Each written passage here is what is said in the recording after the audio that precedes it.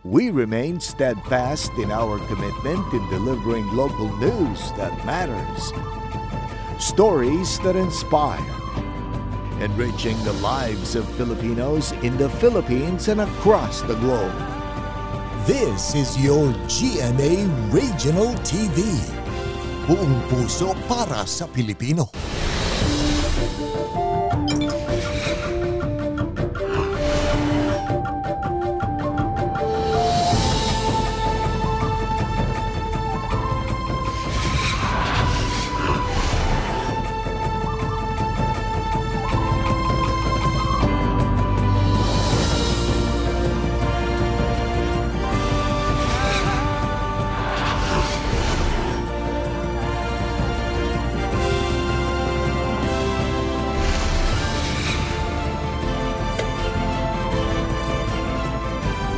Ito ang GMA Regional TV, Balitang Southern Tagalog.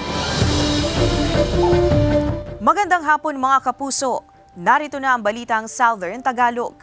Hatid namin ang mga pinakamalaki at pinakahuling balita sa Timog Katagalugan. Live mula rito sa GMA Batangas Station, ako po si Ace Medrano. Ako naman po si Ivy Saunar Gasang. Nararanasan ang maulang panahon sa ilang lugar sa Batangas ngayong araw, November 15. Hindi naman alintana ng ilang residente ang masungit na panahon para manghuli ng isda. Narito ang report ni Paul Hernandez.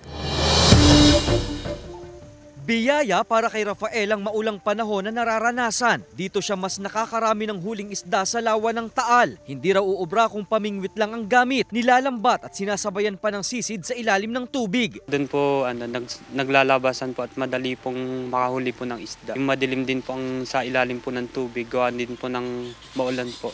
Sa kabila ng pag-uulan at makulimlim na kalangitan, nananatiling kalmado ang lawa. Madali pong huliin. Kumpul-kumpul po sila pagka sa lambat din po. Sa monitoring ng Pag-asa, dulot ng shear line o yung banggaan ng malamig at mainit na hangin, kaya nabubuo ang kaulapan na nagre-resulta naman ng mga pag-uulan. Nararanasan ang masungit na panahon hindi lang sa Batangas kundi sa nalalabing bahagi ng Calabarzon. Sa huling surveillance, nasa labas pa rin ang Philippine Area of Responsibility o PAR ang binabantayang low pressure area o LPA. Pero asahan na ang maulap at maulang panahon hanggang sa mga susunod na araw. Wala po tayong naitatala na mga kaganapan kagaya ng pagbaha, pagguho ng lupa dito po sa atin sa rehiyong Calabarzon. We are closely monitoring the situation here in our area of responsibility. Payo ng mga otoridad sa publiko na maging alerto at patuloy na tumutok sa mga balita at weather advisory na inilalabas ng State Weather Bureau sa lagay ng panahon.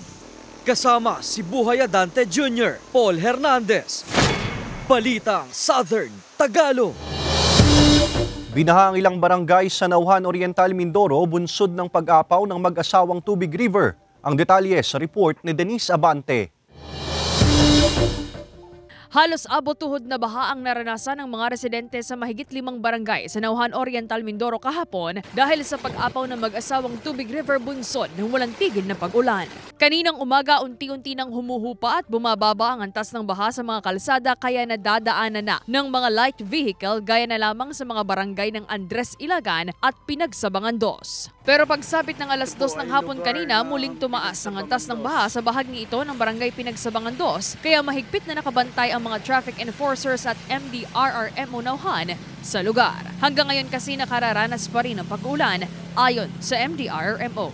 Ito malaking problema talaga dito sa bayan ng Nauhan dahil talagang once na umulan na ganyan ay pag umapaw yan ay apektado na yung mga barangay. Although yan mga ganyang paglaki ng tubig ay wala namang current ando sa mga bahayan nila kaya hindi masyadong nagpapanik yung mga yan. Batid na rin daw ng mga residente ang mga dapat gawin tuwing umuulan at ang mga dapat isaalang-alang kapag nakararanas ng pagbaha sa lugar. Sabi naman ng Pag-asa, ang pagbaha sa lugar ay dulot ng shear line na siyang nagpapaulan ngayon sa Calabarzon at Mimaropa.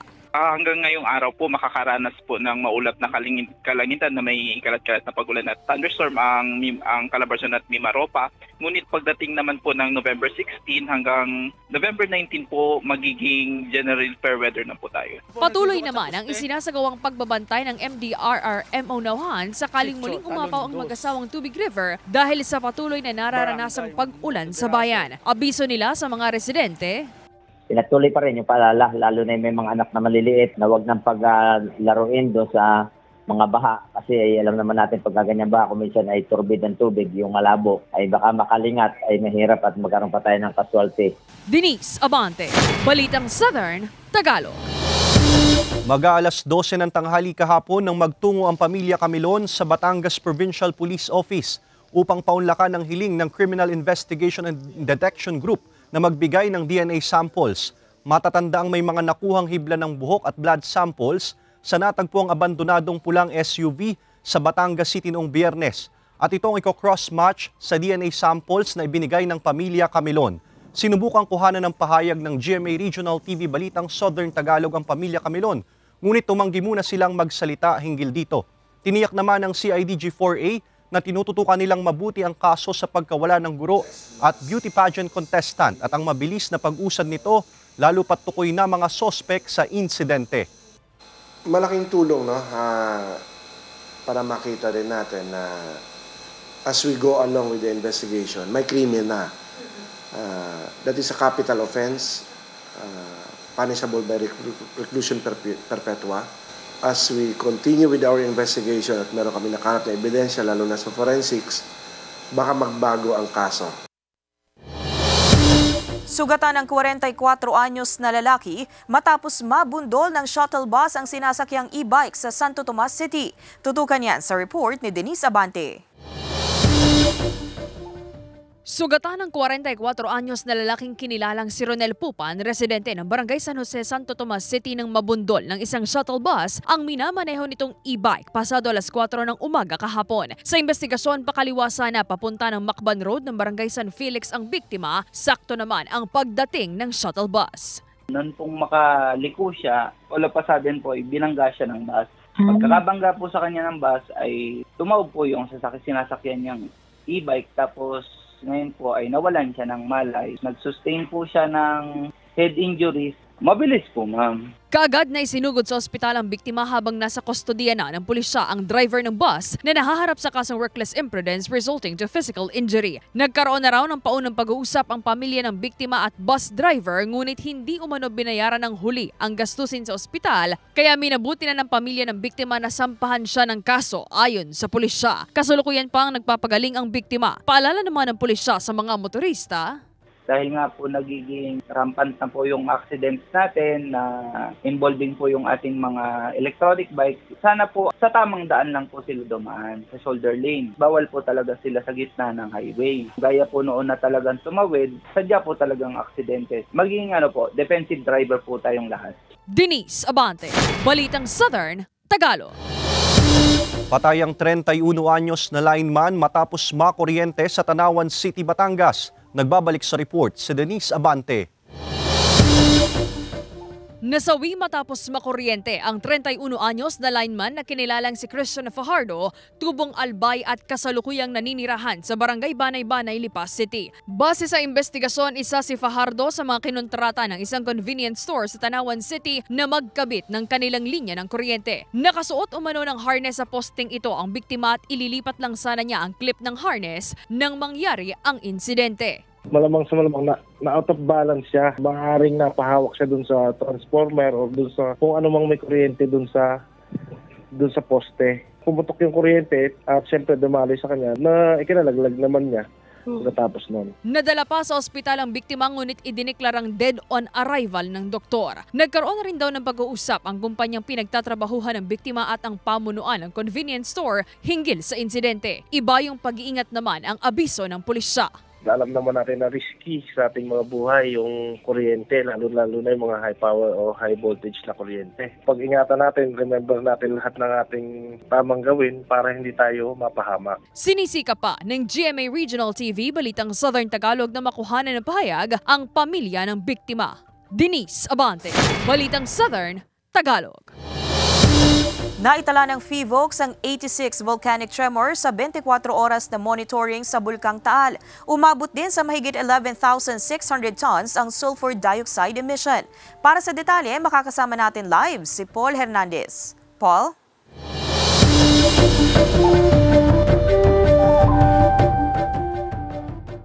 Ivy, sa kabila ng matataas na bilang na yan ay wala namang napapaulat na volcanic smog o VAG base na rin sa monitoring ng PHIVOLCS.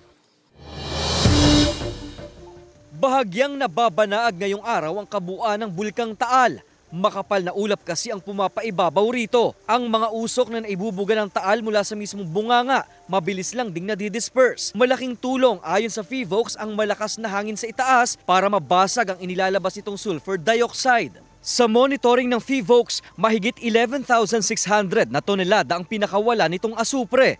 Pero sa nakalipas na 3 araw, pataas ang bilang ng nairerehistrong volcanic tremors sa ilalim ng bulkan kung saan 86 ang naitala sa magdamag. Sabi ng PHIVOLCS, may koneksyon ang dami ng volcanic tremors sa degassing activity ng Taal. Pero paglilinaw ng ahensya, ang vibrations na ito hindi nararamdaman sa mga bayan na nakapalibot sa lawa.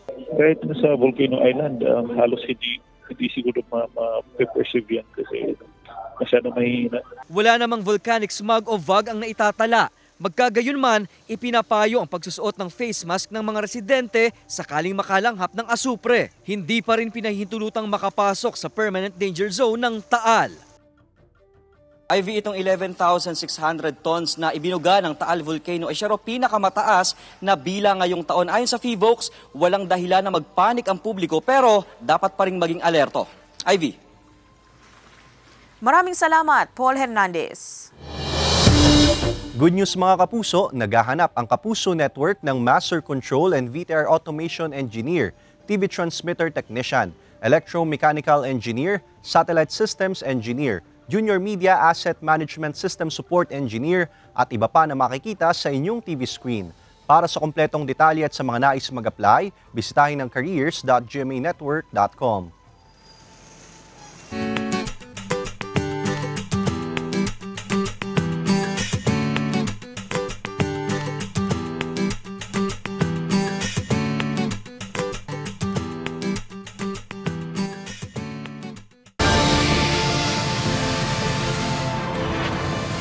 Ito ang GMA Regional TV, Balitang Southern Tagalog.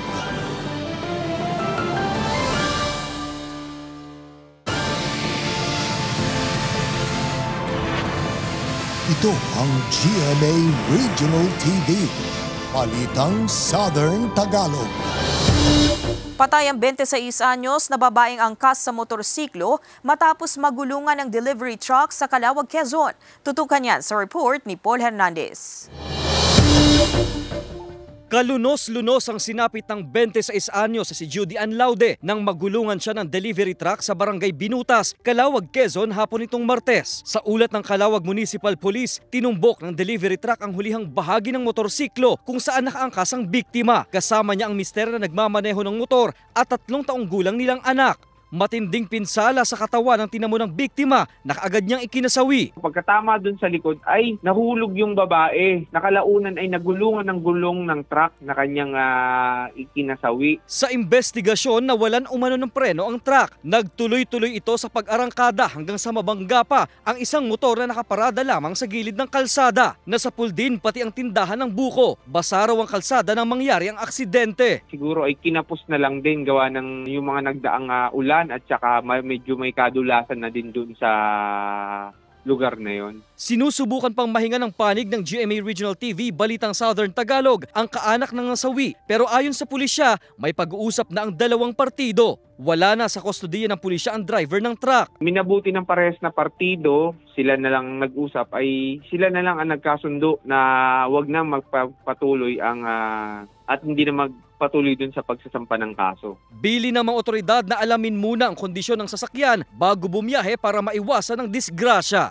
Paul Hernandez, Balitang Southern Tagalog.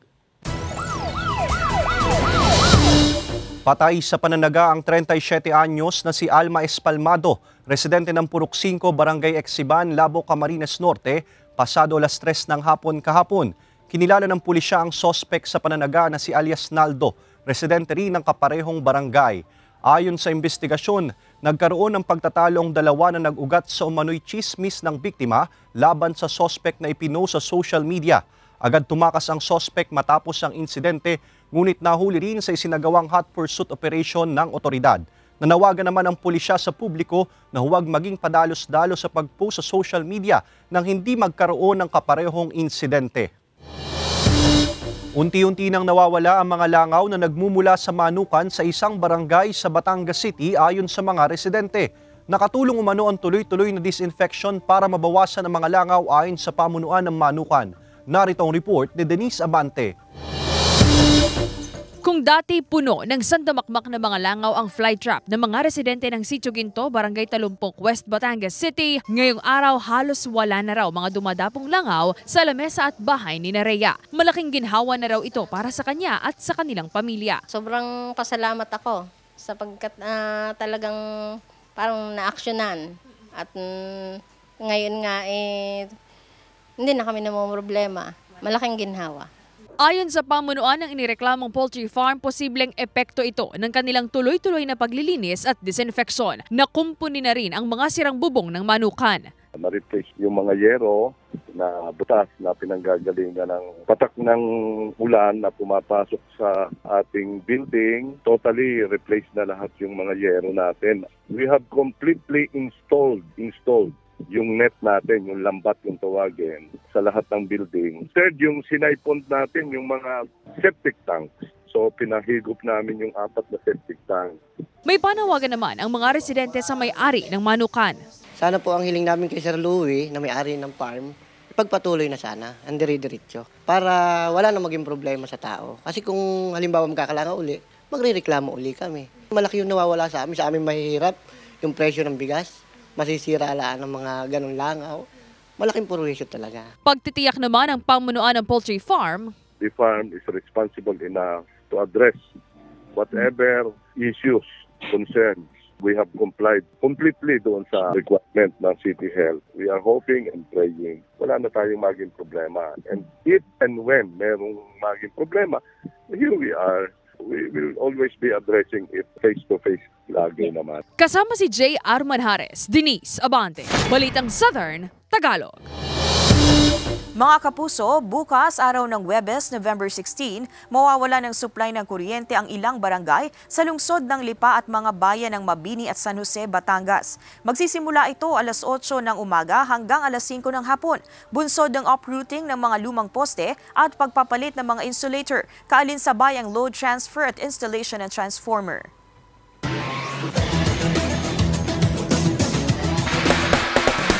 Muling tinalo ng GRU Heavy Bombers ang EAC Generals sa NCAA Season 99 Men's Basketball sa score na 77-64. Narito ang report.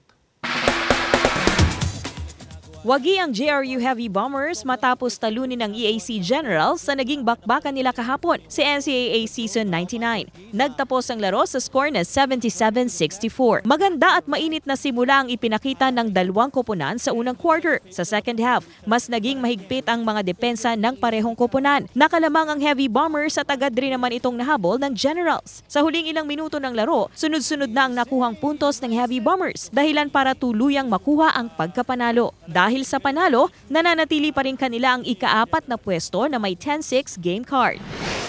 Sa naging tapatan naman ng Mapua Cardinals at Perpetual Altas kanina, muling nakuha ng Mapua Cardinals ang pagkapanalo sa score na 69-53. Unang quarter pa lamang ng laro, kita na ang mahigpit na depensa ng parehong koponan. Pero sa pagtatapos ng first half, nakuha ng Cardinals ang kalamangan. Nagpatuloy ang magagandang bitaw ng Cardinals hanggang sa huling quarter ng laro, habang napapanatiling nasa kanila ang lamang na puntos. Matatag at nag-iisa pa rin sa tuktok ang Mapua Cardinals na may 13-3 game card.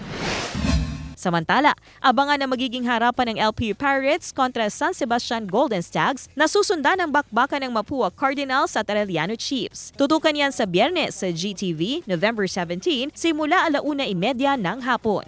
Ivy Saunargasang, Balitang Southern Tagalog. Mga kapuso, maging bahagi ng nangungunang TV and radio network sa bansa.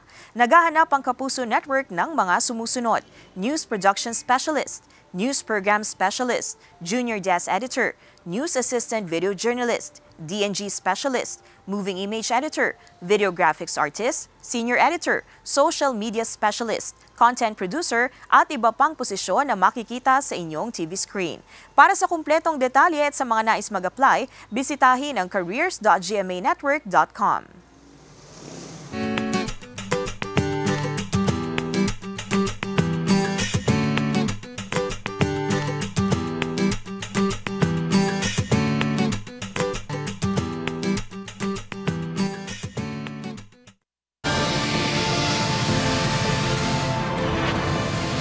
Ito ang GMA Regional TV, Balitang Southern Tagalog.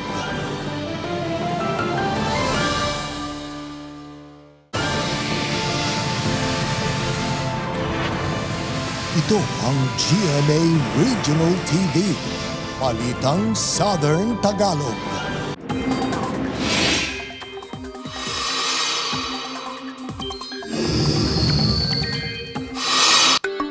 Unti-unti nang lumalapit ang binabantayang low pressure area sa PAR na inaasang lalakas muli bilang bagyo.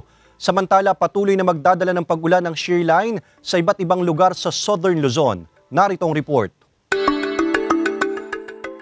Unti-unti nang lumalapit sa Philippine Area of Responsibility ang minomonitor na low pressure area. Huli itong namataan sa layong 1,235 kilometers silangan ng southeastern Mindanao. Ayon sa Pag-asa, posibleng pumasok yan ng PAR sa loob ng 24 oras at inaasahan ding lalakas muli bilang bagyo. Kung sakali, tatawagin ito bilang bagyong kabayan. Sa ngayon, wala pa itong direktang epekto pero kapag lumapit na ito ng tuluyan sa bansa ay maaaring magpaulan ang trough nito sa ilang bahagi ng Visayas at Mindanao. Tuloy-tuloy naman ang pag-iral ng shear line at amihan na dahilan ng mga pag-ulan sa ilang bahagi ng bansa. Base sa datos ng Metra Weather, may pag-ulan sa ilang bahagi ng Calabarzon gaya ng Quezon, Mindoro Provinces, Marinduque, Romblon at Palawan. Malalakas na ulan ang mararanasan sa ilang lugar kaya maging alerto sa banta ng baha o pagguho ng lupa. Posible ring ulanin ng iba pang bahagi ng bansa kasama ang Visayas at Mindanao.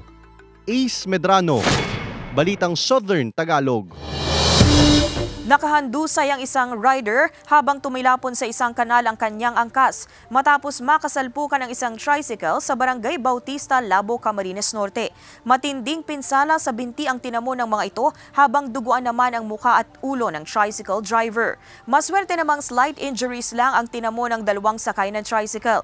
Napag-alamang galing sa downtown ng Labo ang tricycle at paliko sa kaliwang bahagi ng kalsada nang sumulpot ang umano'y mabilis ang patakbong motorsiklo na mula sa direksyon ng Talisay. Agad dinala sa ospital ng mga rumespondeng otoridad ang mga sangkot sa aksidente. Nagpapatuloy ang investigasyon ng pulisya. Bumaba sa 4.5% ngayong taon kumpara sa 5% noong nakaraang taon ang unemployment rate sa bansa ayon sa PSA. Samantala, libu-libong scholarship program na alok ng TESDA at mga in-demand na trabaho, alamin sa report ni Paul Hernandez. 6 na taong OFW bilang auto technician sa Saudi Arabia si Mark Joseph. Pagbalik sa Pilipinas, nag-delivery rider siya hanggang nito lamang Abril. Ang mga libreng oras niya ngayon, ginugugol sa pagsasanay sa TESDA. Kasi tumambay po ay nag-apply po ako dito sa TESDA para din po kahit papaano may matutunan din po ako. Dito po sa mga course na inaalok ng TESDA. Kung pagbabatayan ang huling datos na employment situation nitong Setyembre ng Philippine Statistics Authority o PSA, kabilang si Mark Joseph sa 4.5% na Pinoy na walang trabaho sa Pilipinas o katumbas ng 2.26 million unemployed Filipinos. Mas mababa ang porsyentong ito kumpara noong nakaraang taon sa 5.0%. Para sa TESDA, kaya pang mapababa yan sa susunod na taon kung tatapatan ng tamang kakayahan o skills ang iaalok ng mga aplikante sa mga employer para ma-hire. Meaning to say, you are equipped doon sa requirement ng trabaho. Kaya nga si DOLE, may circular si DOLE that ang workers must have the national certificate. Para magawa yan, dapat may sapat na training ang aplikante. Ngayong holiday season, bukas at tuloy-tuloy ang TESDA sa pagtanggap ng mga scholar nila. Pagkakataon ito para makakuha sila ng TESDA certificate. Bentahe sa pag-apply nila sa trabaho sa pagbubukas ng bagong taon. 9,000 plus. Different qualifications and then different yung institutions. Meron na sa private school, meron na sa private training center, merong nasa dito, sa Regional Training Center, meron. In-demand pa rin na kurso o programa ang welding, construction, tourism, automotive, health and wellness at agriculture. May online courses din na inaalok ang TESDA para sa mga gipitang oras sa pag-attend ng in-person training and classes. Tumatagal ng 2 hanggang 4 na buwan ang pagsasanay, depende sa programang papasukin. Kasama si Buhay Adante Jr., Paul Hernandez, Balitang Southern Tagalog. Mga kapuso, bukas, araw ng Huwebes, November 16, mawawala ng supply ng kuryente ang ilang barangay sa bayan ng Lemery, Taal, Calatagan at lungsod ng Calaca, Batangas. Simula alas 9 ng umaga hanggang alas 5 ng hapon, bunsod ng pagtatayo ng mga poste at konstruksyon ng mga linya, kaalinsabay ang paglilipat at pagpapalit ng mga assembly line. Ipinasilip ni Kapuso actor Jeric Gonzalez ang birthday celebration ni Rabia Mateo. Samantala, excited na si Lian Valentin sa gagampanang role sa Lovers Liars. Narito ang report ni Hazel Alviar.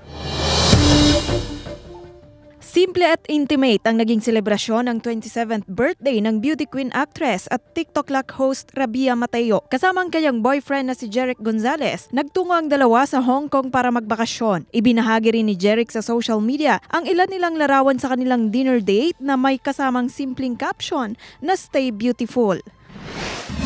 Isa si Lian Valentin sa mga bibida sa non-conventional triple plot drama series na Lovers Liars. Makikilala siya dito bilang Hana Salalak, isang breadwinner at piniling huminto ng pag-aaral para masuportahan ang kanyang pamilya. Excited daw si Lian sa kanyang gagampanang role na pinagsamang karakter niya sa Apoy sa Langit at Royal Blood. Samantala ngayong Miyerkules, isang buong sindikato ang nagngingit-ngit sa galit dahil sa pagpatay ni Black Rider sa miyembro nilang si Jasper. Mapapatumba kaya nila ito ngayong mas pursigido sila? Abangan ang pagsisimula ng sagupaan ng sindikatong Golden Scorpion at ni Black Rider mamaya pagkatapos ng 24 oras. Hazel Alviar, Balitang Southern Tagalog. Gabi-gabi nang mapapasyalan ng mga residente at bisita ang Christmas display sa Batangas City. Napalibutan din ang harap ng Batangas City Hall ng naglalakihang parol. Silipin yan sa report ni Paul Hernandez. Matapos ang countdown,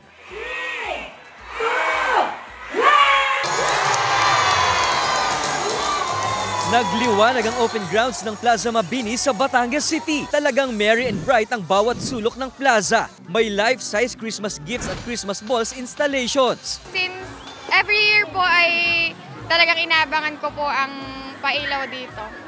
Ngayon po, super dami ng bata, super dami ng tao, super saya po nilang tingnan. Sentro ng Christmas display ang 45 feet na Christmas tree na pinuno ng higit 2,000 light bulbs na nag-iiba-iba ang kulay. Pati na ang nativity scene o Belen. Patok sa mga bata ang cosplayers. Last time po hindi po siya sobrang ganun kadami ng lights.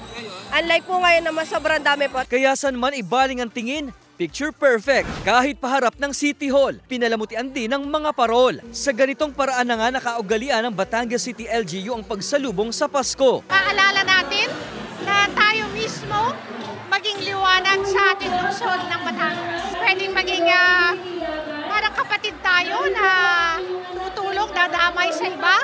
Gabay tayo, taga-akay. Kabi-kabila ang makakainan kung hanap ang food trip. Dahil gabi-gabing bukas sa publiko, paalala ng LGU na maging responsableng bisita na panatilihin ang kalinisan at kaayusan sa paligid. Magtatagal ang Christmas display hanggang January 16.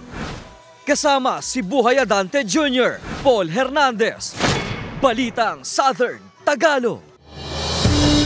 Samantala, mapapanood niyo po ang episode na ito at iba pa ang pinakahuling lokal na balita sa official website ng GMA Regional TV, www.gmaregionaltv.com. Pwede rin kayong bumisita sa aming official YouTube channel, GMA Regional TV, at i-click ang subscribe button para sa pinakamainit na balita mula sa rehiyon.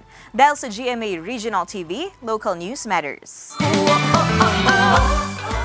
Mga kapuso, 40 days na lang, Pasko na. At yan ang mga pinakamalaki at pinakahuling balita sa Timog, Katagalugan. Maraming salamat sa pagsama sa amin, pati na mga kapuso sa ibang bansa na tumutok sa mga balita sa rehiyon. Kami ang GMA Regional TV, Balitang Southern Tagalog. Buong puwersa para sa mas malaking misyon at mas malawak na paglilingkod sa bayan.